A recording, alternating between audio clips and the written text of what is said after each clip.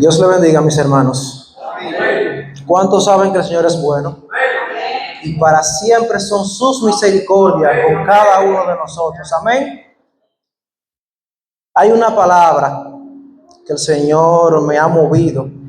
En verdad, cuando se me informó que me tocaba la parte de la palabra para el día de hoy, tenía muchas dudas de si esa era la palabra que el Señor quería que se compartiera. Pero en el transcurso de la semana, en el transcurso de los días, por diferentes formas, el Señor me fue confirmando que esta es la palabra que Él quería que compartiéramos. Y esa darle un seguimiento a la palabra que compartimos la última vez que estuvimos por acá, que tiene como título Fortaleza en la debilidad. Fortaleza en la debilidad, parte 2. Y cuando hablamos de debilidad, directamente no hablamos de ser débil hacia el pecado, sino que debilidad en griego significa débil, fragilidad o incapacidad.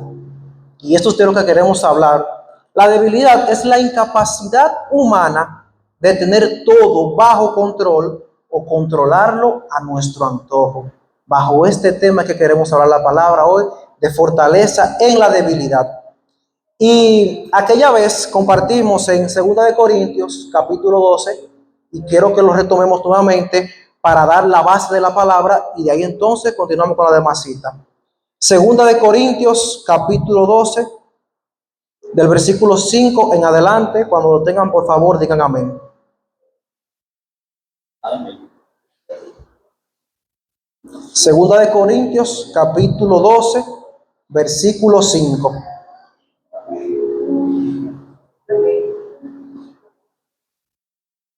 Amén. La palabra la leemos en el nombre de Jesús. Amén. Dice, de tal hombre me gloriaré, pero de mí mismo en nada me gloriaré, sino en mis debilidades.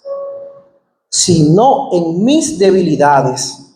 En versículos anteriores, el apóstol Pablo, él está hablando de que había un hombre que fue transportado al cielo. Él decía que si fue en el cuerpo o fuera del cuerpo, que él no lo sabía, que Dios sí lo sabía. Pero cuando Pablo habla acerca de este hombre, está hablando acerca de él mismo, de que él tuvo una revelación. Dice que en el cielo vio cosas y escuchó palabras inefables, cosas que no le era permitido al hombre conocer. Y él dice que de ese hombre es que él se va a gloriar. Pero más adelante dice, pero de mí mismo en nada me gloriaré, sino en mis debilidades. Y lo que Pablo aquí está resaltando es que él veía mayor valor en gloriarse en sus debilidades que en sentirse orgulloso en su experiencia y su fortaleza espiritual. ¿Por qué? Porque cuando hablamos del apóstol Pablo, como bien hemos dicho, y hemos estado estudiando los martes aquí, decimos que era un hombre que tenía múltiples características. Era un hombre que estaba dotado por todos lados, que era del linaje de Israel, que era fariseo del fariseo, pero la que más me sorprende que dice, en cuanto a la justicia que es por la ley, irreprensible. O sea, que era una persona que era por la raya, como decimos. Mas, sin embargo, el apóstol Pablo está diciendo aquí que él no prefiere gloriarse en sus dotes que tiene como hombre, sino que él prefiere gloriarse en lo que es en sus debilidades. ¿Por qué? Porque la debilidad produce intervención divina en nuestra vida. La debilidad que tenemos nosotros es lo que nos muestra cuáles son nuestras incapacidades, nuestra falta de control que tenemos, pero sin embargo, cuando estamos débiles, entonces es cuando clamamos al Señor, y el Señor es que viene y actúa por nosotros. El Señor entonces viene ahí y toma el control de las situaciones que se nos van de las manos. Porque hay una parte que el hombre puede controlar, pero no es toda. Entonces la parte que se nos va de las manos es cuando somos débiles, y cuando clamamos al cielo es que entonces el Señor viene entonces e interviene y pelea por nosotros la batalla, que eso es lo que queremos hablar esta noche. Dice la palabra en el versículo 6, sin embargo, si quisiera gloriarme, no sería insensato, porque diría la verdad, pero lo dejo para que nadie piense de mí más de lo que de mí ve u oye de mí, ¿verdad? Como él tenía tantas cosas de las cuales se dice confiado en la carne, el apóstol Pablo, él decía que si él lo haría, no sería insensato. pero él encontraba mayor valor en reconocer sus debilidades y su carencia como humano, porque él sabía que lo que él no podía suplir, el Señor lo iba a suplir por él. Y esa es la debilidad que el Señor quiere de nosotros, que cuando uno sea débil, no encuentre qué hacer, entonces vayamos al trono de la gracia a buscar la presencia del Señor, para que el Señor sea entonces quien intervenga en nuestras situaciones. Versículo 7 dice: y para que la grandeza de las revelaciones no me exaltasen desmedidamente, o sea, hablando de la revelación que él tuvo, dice: me fue dado un aguijón en mi carne, un mensajero de Satanás, que me abofeté para que no me enaltezca en sobremanera. Para que no me enaltezca en sobremanera. Y aquí el apóstol está diciendo que Dios permitió que a su vida viniese un aguijón, no porque el Señor quería ver a Pablo arruinado, no porque quería verlo destruido, sino porque sabía que si Dios no permitía ese aguijón en la vida de Pablo, él se podía sentir orgulloso, él se podía llegar a sentir más de lo que él era, y Dios no quería permitir eso. Por eso dice que él le permitió ese aguijón, porque como bien he dicho en otras ocasiones por aquí, siempre recuerdo al pueblo de Israel, que cuando las cosas estaban bien en el pueblo de Israel, el pueblo se iba tras los Baales, tras los ídolos. El pueblo dejaba de buscar a Dios, de buscar su presencia, pero inmediatamente Dios permitía que viniese una situación al pueblo, el pueblo volvía el rostro al Señor otra vez y volvían a clamar al Padre. Y eso es lo que pasa con la persona. Lamentablemente, la naturaleza del ser humano, esa es la línea que lleva, que cuando todo está bien, las personas tienden a olvidarse del Señor. Pero cuando el Señor permite que vengan situaciones, entonces las personas se recuerdan del Señor y vuelven a buscarlo otra vez. Dice una frase, que los tiempos fáciles crean hombres y mujeres débiles, y los tiempos difíciles crean hombres y mujeres fuertes. Y a veces Dios tiene que permitir tiempos difíciles en nuestra vida para que uno busquemos la fortaleza en el único que puede dar la fortaleza, que es en el Señor Jesucristo. Dice: y para que la grandeza de las revelaciones no me exaltase desmedidamente, me fue dado un aguijón en mi carne, un mensajero de Satanás, que me abofeté para que no me enaltezca en sobremanera. Y cuando aquí se habla del aguijón, se habla acerca de una situación en lo físico, ¿verdad?, que él tenía, que era algún tipo de enfermedad o algo así. La palabra no lo especifica exactamente, pero Dios permite que vengan ese tipo de cosas a nuestra vida, para que uno siempre se mantenga clamando y buscando al Señor Jesucristo. O ustedes no han visto situaciones de personas que pueden tener una situación económica, una situación de salud, una situación familiar, y ustedes ven que la persona viene y buscan el ayuno, buscan la oración, buscan la vigilia, buscan tantas cosas. ¿Por qué? Porque anhelan recibir una respuesta de parte de Dios. Y es lamentable que tengamos que recurrir a ese método, porque a Dios no hay que buscarlo por lo que Él te pueda dar, sino por lo que Él es. Y dice la palabra, el versículo 8, atención aquí: respecto a lo cual 3 veces he rogado al Señor que lo quite de mí, y me ha dicho: bástate mi gracia, porque mi poder se perfecciona en la debilidad. Mi poder se perfecciona en la debilidad. Y ahí podemos ver, él dijo: bástate mi gracia. El apóstol Pablo le estaba rogando al Señor que le quitase el aguijón en ese momento, que le quitase ese sufrimiento que él tenía en la carne. Pero muy posible, porque el apóstol Pablo aquí mismo lo relata, que si él se lo hubiese quitado, él se hubiese sentido confiado en sí mismo, en su propia carne. Dice la palabra que Dios dijo: bástate mi gracia. Eso es lo que tenemos que analizar verdaderamente. Que cuando venga una situación a tu vida o a mi vida, no le pidamos al Señor que no la quite directamente, sino preguntarle: Señor, ¿qué tú quieres enseñarme a través de esta situación? ¿Qué tú quieres mostrarme a través de estas circunstancias que tú estás permitiendo? ¿Qué tú quieres moldear? ¿Por qué? Porque el poder del Señor se perfecciona en ese momento de debilidad que podamos estar pasando cada uno de nosotros. Dice: por tanto, de buena gana me gloriaré más bien en mis debilidades, para que repose sobre mí el poder de Cristo. De buena gana me gloriaré en mis debilidades, para que repose sobre mí el poder de Cristo. O sea, lo que está diciendo básicamente aquí es que cuando tú tengas ese momento de debilidad, ese momento que tú no puedas tener control, dice que tú te goces en ese momento y que tú confíes en el Señor, porque en Dios que permitió la herida, dice que también te dará la medicina para curar esa llaga. Cuando el Señor, cuando nosotros nos entregamos por completo al Señor y tenemos la confianza plena en el Señor, entonces el Señor viene y actúa por nosotros. Dice la palabra, por lo cual, por amor a Cristo, me gozo en las debilidades, en afrenta, en necesidades, en persecución, en angustia, porque cuando soy débil, entonces soy fuerte. Cuando soy débil, entonces soy fuerte. Y no porque tú seas fuerte, no porque tú tengas habilidades, no porque tú tengas potestad sobre la cosa, sino porque cuando tú eres débil, entonces el santo viene y se levanta y pelea tus batallas y te ayuda en tus situaciones y te defiende del enemigo y te sana y te cura y te hace lo que sea que tú necesites. ¿Por qué? Porque Él conoce cada una de las cosas de las que tú tienes necesidad en esta vida. El Padre conoce cada una de las cosas de las que tenemos necesidad. Y cuando estamos pasando por algo, créanme que si verdaderamente somos hijos de Dios, el Señor nos hace de la vista gorda.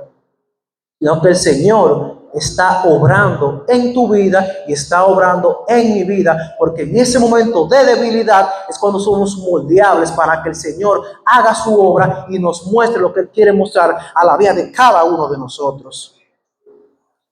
Vamos a buscar en Isaías capítulo 40.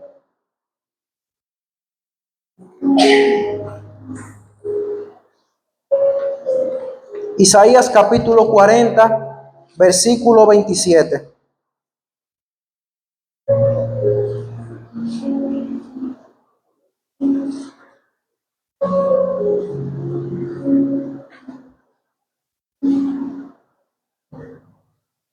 Amén. Isaías capítulo 40, versículo 27 en adelante. Dice la palabra: ¿por qué dices, oh Jacob, y hablas tú, oh Israel? Mi camino está escondido de Jehová, y mi Dios pasó mi juicio. ¿No has sabido, no has oído que el Dios eterno es Jehová, el cual creó los confines de la tierra? No desfallece ni se fatiga con cansancio, y su entendimiento no hay quien lo alcance. ¿No has sabido que el Dios que creó los confines de la tierra es Jehová? Y si el Señor fue que creó los confines de la tierra, ¿qué te puede hacer pensar a ti o qué me puede hacer pensar a mí? Que Él no conoce cuál es mi situación, que Él no conoce por qué yo estoy pasando, que Él no sabe por qué Él ha permitido cierta circunstancia en mi vida. Cuando Él tiene control de todo, dice la palabra que no se mueve una hoja de un árbol, si no es porque Él lo permita. Y si Él lo permite, es porque Él tiene un plan para con tu vida, ¿verdad? Y como dice aquí, que el Dios que creó los confines de la tierra es Jehová, dice, no desfallece, ni se fatiga con cansancio, no desfallece. Quienes nos agotamos, quienes desfallecemos, quienes nos fatigamos, somos nosotros, pero el Señor permanece para siempre. El Señor permanece para siempre y no hay nada que lo pueda conmover, no hay nada que lo pueda mover, sino que Él permanece porque Él es el eterno. Y como dice, y su entendimiento no hay quien lo alcance. Nosotros, en la mente finita que podemos tener, es que quizás no podamos entender por qué vienen cosas a nuestra vida o situaciones, pero el Señor sí lo conoce. ¿Por qué? Porque las cosas que no son conocidas para nosotros, para el Señor les son conocidas. Y no me creen, como ya hemos hablado aquí en otras ocasiones, vamos a creerle a la vida de Job. A la vida de Job dice que Dios permitió que Satanás lo tocase a él sin causa. No porque lo merecía, sin causa. Dice que Job lo perdió todo. Dice que perdió los hijos, perdió la tierra, perdió los ganados y por último perdió su salud. Pero hubo una cosa que él no perdió y fue su integridad con el Señor. Dice que él se mantuvo íntegro con el Señor en ese momento de debilidad, en ese momento de escasez. Dice que al él mantenerse así, y después que pasó por todo lo que pasó, que incluso hasta llegó a maldecir el día que nació, pero nunca atribuyó a Dios lo que le ocurrió a él. Y al final de sus capítulos dice, de oídas te había oído, mas ahora mis ojos te ven. En pocas palabras, yo creía que yo te conocía, Señor, pero ahora verdaderamente es que puedo conocer tu bondad, es que puedo conocer tu benevolencia, es que puedo conocer tu misericordia para conmigo. Y Señor, permite esas situaciones. ¿Por qué? Porque aunque uno no entienda la cosa en el principio, más adelante la entenderá. El Señor en mi vida una vez permitió una situación también, y yo en principio no entendía por qué venía esa situación a mi vida. Mas, sin embargo, yo me mantuve siempre confiando en el Señor. Y aunque no entendí en un principio, pero sí me mantuve firme en el Señor. Y a día de hoy puedo entender por qué Dios lo permitió. Y hoy puedo decir, Padre, gracias por lo que tú permitiste. Gracias porque tú todo lo permites con un propósito, Señor Jesucristo. Y no hay nada que se mueva que no sea porque tú lo permitas con un propósito. Porque en ese momento frágil, en ese momento difícil, en ese momento de escasez, es que Dios utiliza para moldear tu corazón, para retirar el corazón de piedra y poner un corazón de carne que lata por Él. Un corazón de carne que ame al Señor Jesucristo y que lo busque, como es su palabra, buscar primeramente el reino de Dios y su justicia, y todas las demás cosas serán añadidas. Cuando le damos ese primer lugar al Señor, entonces Él se hace el fuerte en nosotros y Él viene entonces y pelea por nosotros y nos defiende. Versículo 29 dice, Él da esfuerzo al cansado y multiplica las fuerzas al que no tiene ninguna. Los muchachos se fatigan y se cansan, los jóvenes flaquean y caen, pero los que esperan a Jehová, los que esperan a Jehová tendrán nuevas fuerzas, levantarán alas como águilas, correrán y no se cansarán, caminarán y no se fatigarán. Los que esperan no en Jehová, sino los que esperan a Jehová. Los que están esperando al Señor tendrán nuevas fuerzas. Y la palabra pone el ejemplo claro aquí que dice, los jóvenes flaquean y caen. Dice, y como dice, los muchachos se fatigan y se cansan, y los jóvenes flaquean y caen. ¿Por qué dice los muchachos y los jóvenes? Porque por lo general son los que más energía tienen. Un niño o una persona joven, ya el bebé no y el adulto tampoco, pero un niño o una persona joven son los que más energía tienen. Y tú ves que esa persona se mueve y corre y salta y brinca y energía, pero llega un punto en que se cayó, se fatigó, se detuvo. Pero el Señor no hay nada que lo detenga. Al Señor no hay nada que lo fatigue. Al Señor no hay nada que lo frene. ¿Por qué? Porque Él es todopoderoso. El Señor es todopoderoso y Él tiene control de todas circunstancias, aún de las que se nos escapan de nuestras manos. Vamos a buscar en Segunda de Reyes, capítulo 6, y versículo 8 en adelante.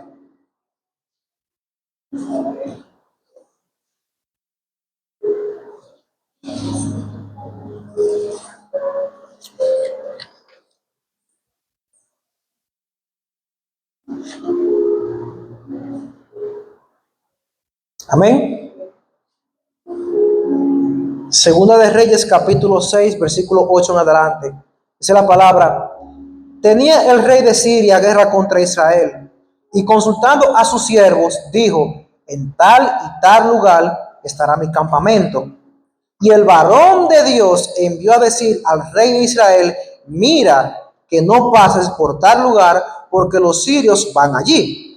Entonces el rey de Israel envió a aquel lugar que el varón de Dios había dicho, y así lo hizo una y otra vez con el fin de cuidarse.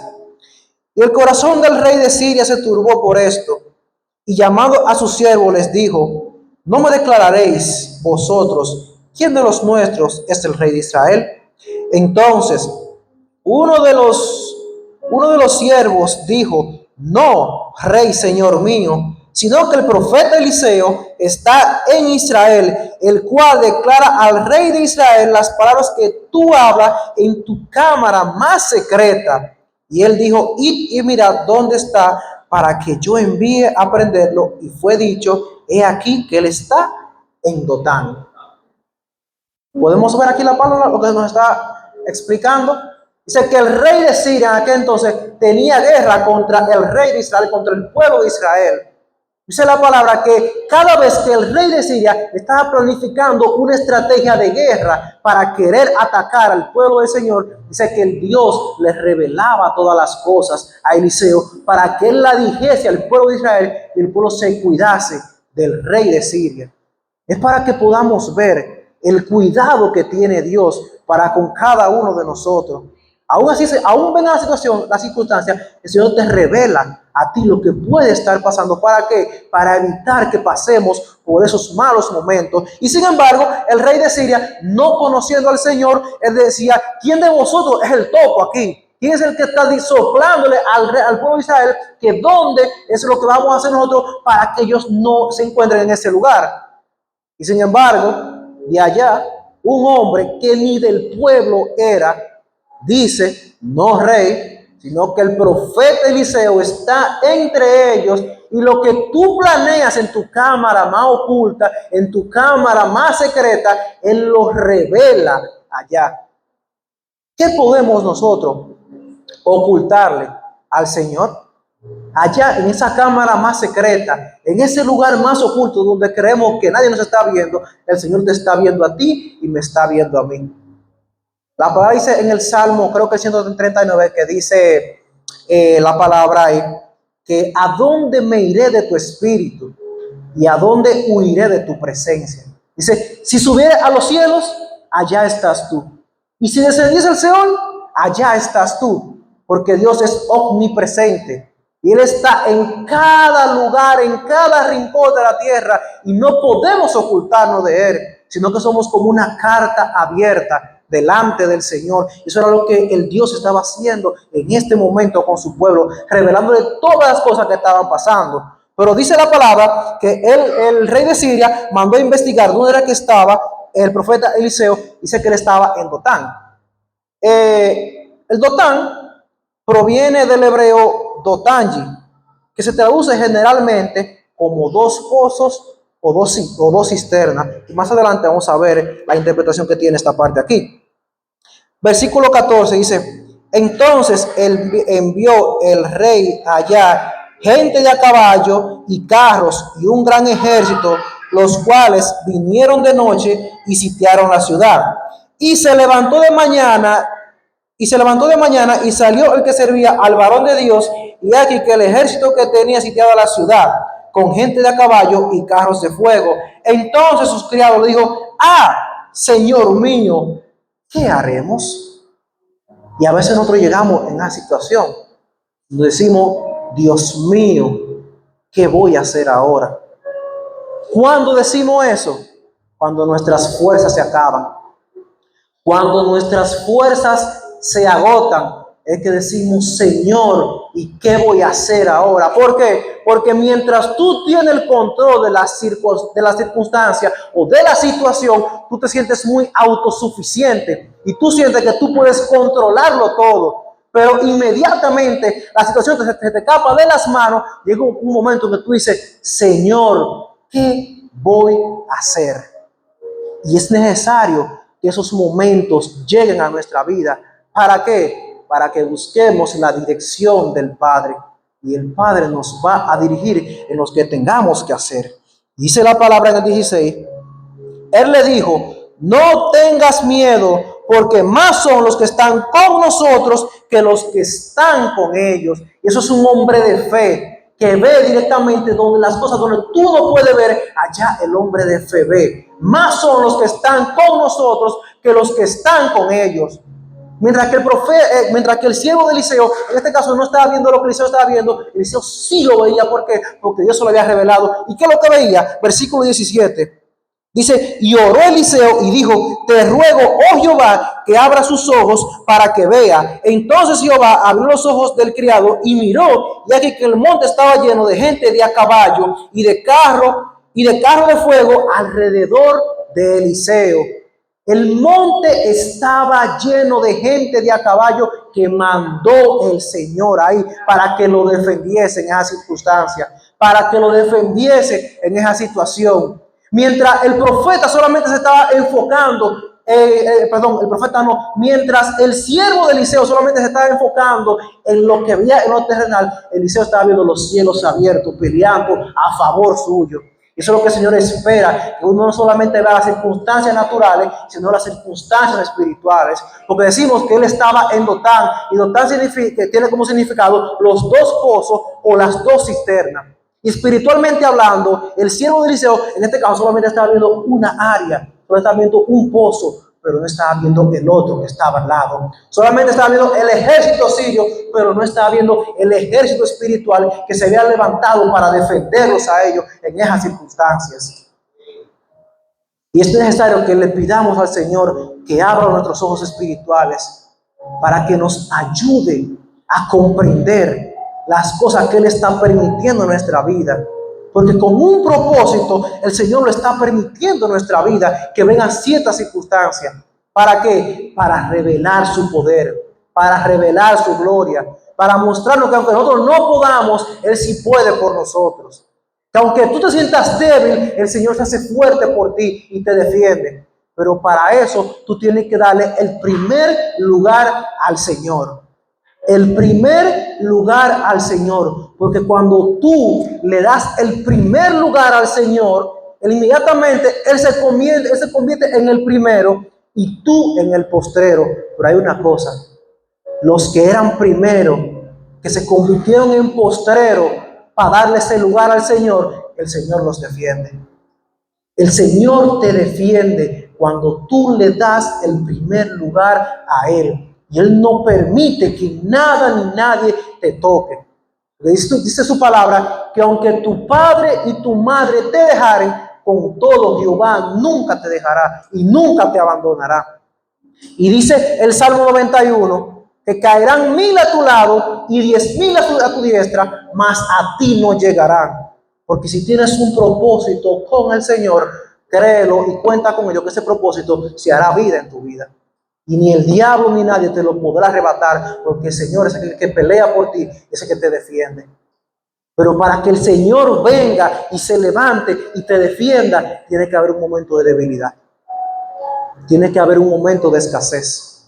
Tiene que haber un momento de necesidad. Porque mientras nosotros estamos vigorosos y podemos hacer la cosa por nosotros, el Señor te deja que tú lo hagas.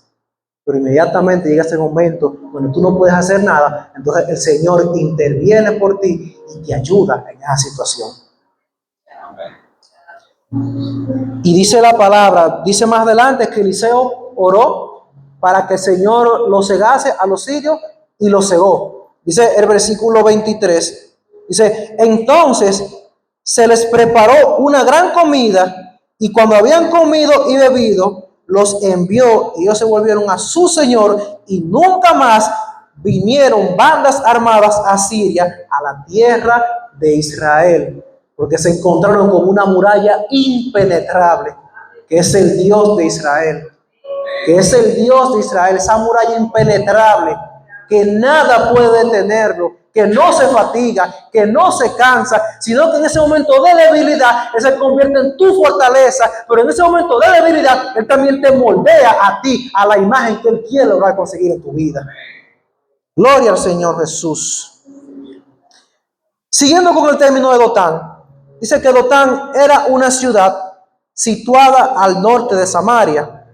Su ubicación era estratégica, porque se encontraba en una ruta comercial importante.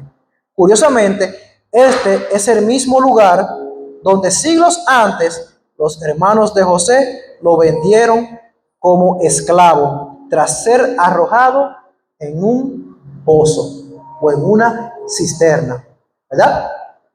En este mismo lugar que se encontraba Eliseo, fue en el mismo lugar también donde vendieron a José como esclavo y donde lo arrojaron en la cisterna. ¿Y qué podemos ver aquí? José tenía un llamado, aún desde el nacimiento, porque dice que desde muy pequeñito él tenía unos sueños, ¿verdad? Dice que en el sueño él era exaltado por encima de sus padres y de sus hermanos. Y sus hermanos sentían envidia de José. Dice que lo miraban con desprecio y con odio. Dice que en una circunstancia, en un momento, Jacob mandó a José a que le llevara comida a sus hermanos y fueron y lo encontraron en una región. Y dice la palabra que cuando lo vieron, dice que lo arrojaron en una cisterna. Pero pasaba algo, la cisterna estaba vacía, porque Dios tenía propósito para con José. Y Dios no iba a permitir que ese fuera el final de José, porque lo que Dios ha prometido en tu vida se ha de cumplir si viene de parte del Señor Jesucristo. Y Dios no permitió que a José le pasase nada y permitió que estuviese vacía esa cisterna. Dice que los hermanos lo sacaron de la cisterna y lo vendieron como esclavo a Egipto. Y en ese momento cualquier persona puede haber perdido toda la esperanza y decir, wow, aquí quedó mi sueño, aquí quedó mi promesa. Porque una persona que era vendida como esclava era una persona que no tenía potestad ni aún de su vida. El amo que compraba a esa persona, si quería matarlo, podía matar, porque el esclavo no tenía derecho alguno. Sin embargo, José fue vendido como esclavo y fue llevado a la nación de Egipto. Pero Dios, Él obra con los que le son fieles. Dice que José se permaneció fiel delante del Señor y el Señor dice que lo convirtió en el Señor de la casa de Potifar. Y yo me imagino que José está floreciendo nuevamente ahí, nuevamente viendo las esperanzas de que la promesa de Dios se cumpla en su vida nuevamente. Y cuando todo estaba bien, que se veía, verdad, que estaba floreciendo, dice que se levantó el diablo nuevamente, con forma de la mujer de Potifar, y lo seduce. Y cuando él huye de esa tentación, ella lo que hace es que miente. Dice que él quiso tocarla. Y cuando Potifar supo eso, dice que lo arrojó nuevamente a la cárcel, a José. Y ese momento de florecimiento que estaba pasando en su vida, volvió otra vez y cayó en prisión, donde duró varios años. No fue una cosa de ahora para ahorita. Dice que él duró varios años allá en la prisión.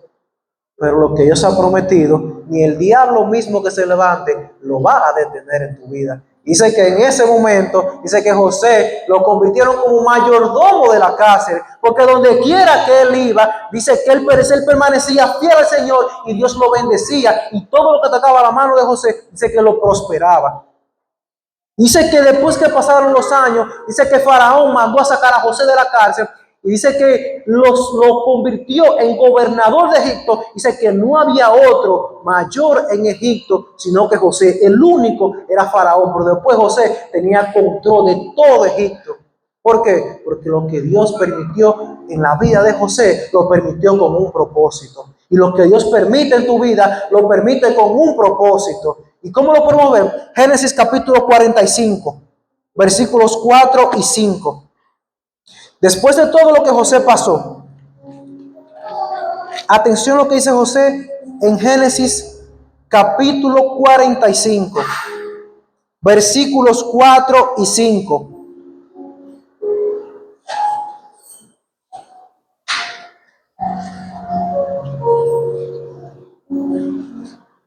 Amén. Génesis 45, versículos 4 y 5 dice: Entonces dijo José a sus hermanos: acercaos ahora a mí. Y ellos se acercaron. Y él dijo: Yo soy José, vuestro hermano, al que vendisteis para Egipto. O sea, él le está recordando en este caso lo que sucedió con ellos. O sea, el mal que le sucedió a su vida, dice que lo estaba recordando, al que vendisteis para Egipto. ¿Pero qué? Dice el versículo 5. Ahora pues, no os entristezcáis ni os pese de haberme vendido acá, porque para preservación de vida me envió Dios delante de vosotros. Para preservación de vida me envió Dios delante de vosotros. José no se hizo una víctima en ese momento pensando, me vendieron como esclavo y mira todo lo que pasé, sino que él reconoció que para preservación de vida fue que Dios permitió eso en su vida.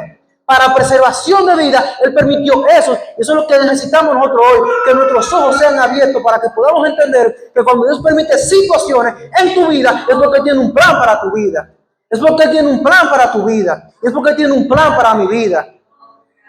Las circunstancias no son para destruirnos, son para hacernos más fuerte. Voy a repetir otra vez, las circunstancias no son para destruirnos, son para hacernos más fuertes. Y tenemos que pedirle al Señor que abra nuestros ojos y que nos ayude, no solamente a ver el pozo que tenemos aquí a la izquierda, sino también el pozo que tenemos aquí a la derecha. Porque lo que vemos aquí a veces es menor que lo que tenemos acá. Porque cuando el enemigo se levanta, el Señor interviene y nos defiende.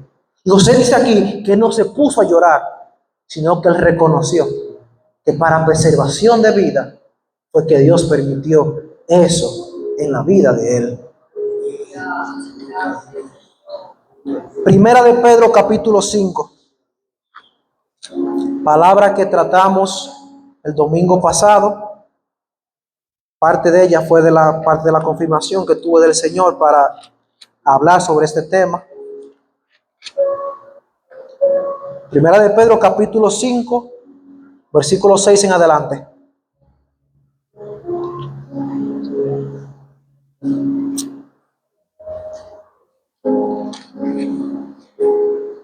Amén. Dice el versículo 6: humillaos pues bajo la poderosa mano de Dios, para que Él os exalte cuando fuere tiempo. Humillaos pues bajo la poderosa mano de Dios. ¿Qué es humillarse? Como Soli explicaba ahorita cuando hablaba acerca de la alabanza, que cuando tú levantas las manos es señal de rendición. Es cuando tú te rindes al Señor, cuando tú te humillas delante del Señor, dice que Él te exalta, no cuando tú quieras, sino cuando fuere el tiempo que Él tiene para exaltarte. Porque Dios para todo tiene un tiempo. Quienes se desesperan somos nosotros, pero Dios para todo tiene un tiempo. Y Dios, cuando te da algo bueno, te lo da a su tiempo. ¿Por qué a su tiempo y no antes de tiempo? Porque si se lo das antes de tiempo, muy posiblemente tú pierdas eso que el Señor te dio. Una bendición a su tiempo te bendice más. Una bendición fuera de su tiempo se convierte en maldición y la puedes perder. Dice, echando toda vuestra ansiedad sobre Él, porque Él tiene cuidado de vosotros. Sed pues sobrios y velad, porque vuestro adversario el diablo, como león rugiente, anda alrededor buscando a quien devorar, al cual resistid firmes en la fe, sabiendo que los mismos padecimientos se van cumpliendo en nuestros hermanos en todo el mundo. Y aquí la palabra te está diciendo, vendrán padecimientos. Si tú estás padeciendo, no te lo encuentres nada raro.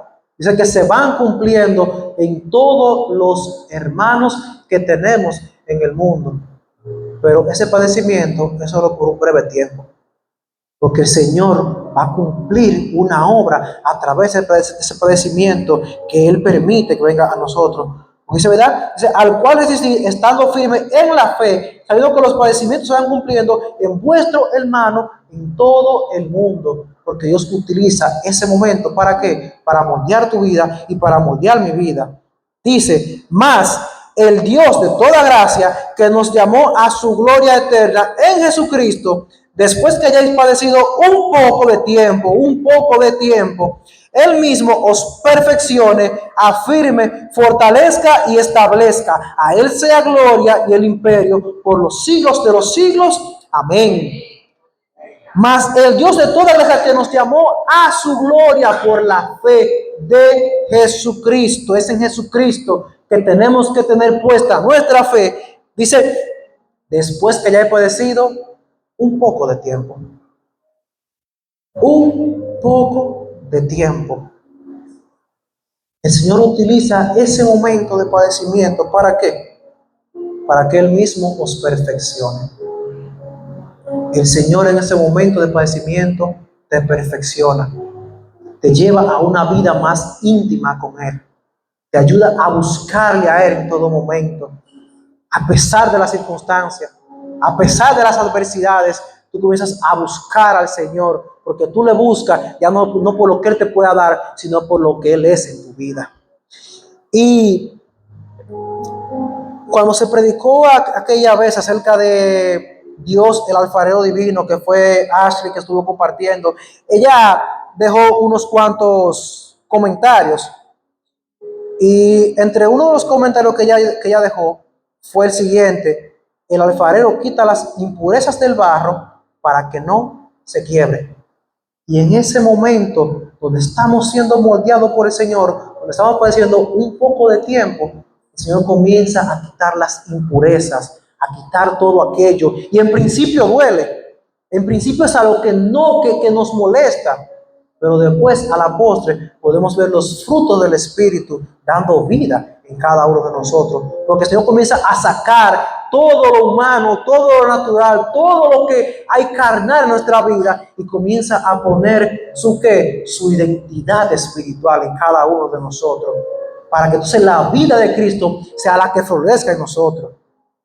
Otro de los comentarios es: lo que hoy te presiona, mañana te fortalece.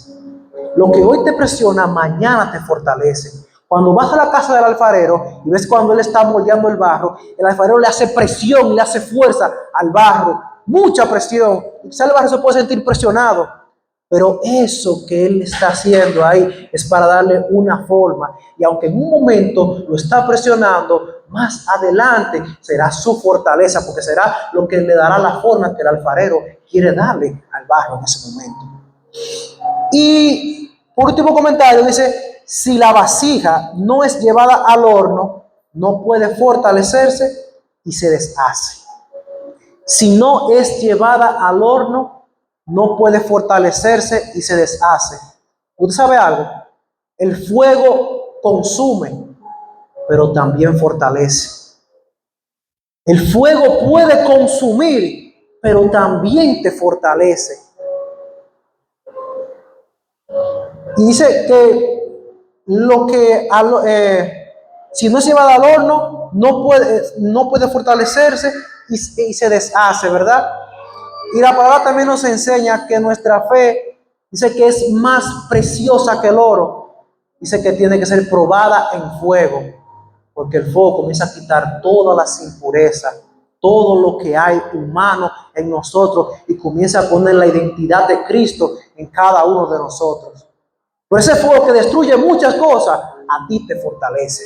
Porque la palabra dice que aunque pases por el fuego, no te vas a quemar, y aunque pases por las aguas, no te vas a ahogar. Y la palabra nos enseña con un ejemplo, ¿verdad? Digamos así, literalmente, con Sadrach, Mesach y Abednego. Dice que no se rindieron ante la estatua de Nabucodonosor. Y le dijeron a Nabucodonosor: sepa, oh rey, que no adoraremos a tu estatua, y el Señor a quien servimos nos librará de tu mano, oh rey. Pero hacen una salvedad. Dicen: y si no nos librare, sepas, oh rey, que no te vamos a servir, ni nos postraremos a tu estatua. Y este hombre se enfureció bastante. Pero sin embargo, dice que calentó el horno 7 veces más, y cuando lo lanzaron, dice que ni aún el pelo de su cabeza se quemó, que la ropa ni aún olía a humo. ¿Por qué? Porque Dios en ese momento de debilidad se convirtió en la fortaleza de esos 3 varones. Y dice que echaron 3, pero habían 4.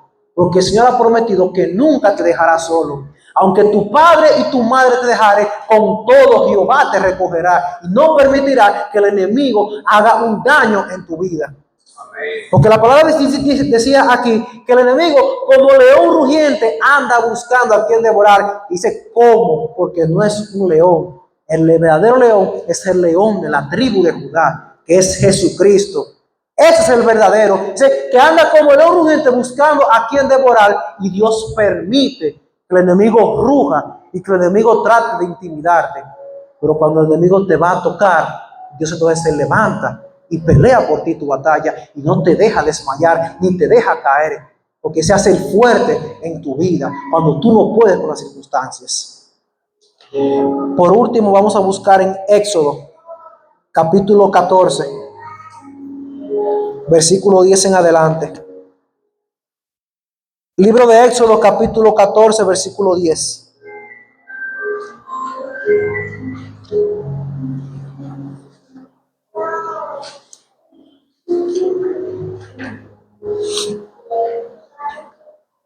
Amén.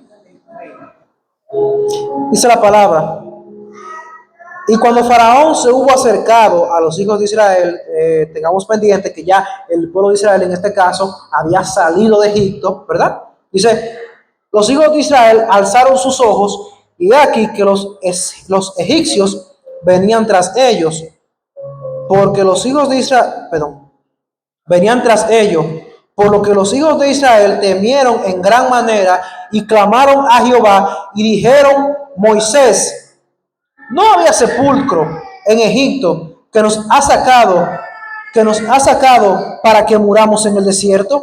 ¿Por qué has hecho así con nosotros, que nos has sacado de Egipto? ¿No es esto lo que te hablamos en Egipto, diciendo: déjanos servir a los egipcios? Porque mejor nos fuera servir a los egipcios que morir en el desierto.